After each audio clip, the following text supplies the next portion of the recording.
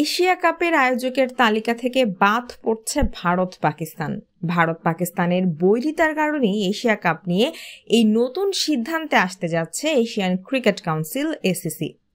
ভারত পাকিস্তানের দীর্ঘ রাজনৈতিক দ্বন্দ্ব খেলার মাঠেও ভালোই প্রভাব রাখে। এক যুগেরও বেশি সময় ধরে এই দুই দেশ নিজেদের মধ্যে কোনো দ্বিপাক্ষিক সিরিজ খেলেনি।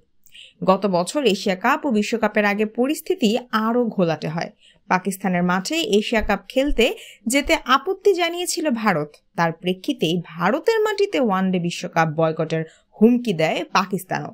2025 সালে পাকিস্তানে অনুষ্ঠিতব্য চ্যাম্পিয়ন্স ট্রফিতে ভারত অংশ নেবে এমন প্রতিশ্রুতি দেওয়ার পরই পাকিস্তান বিশ্বকাপ খেলতে যায় ভারতে।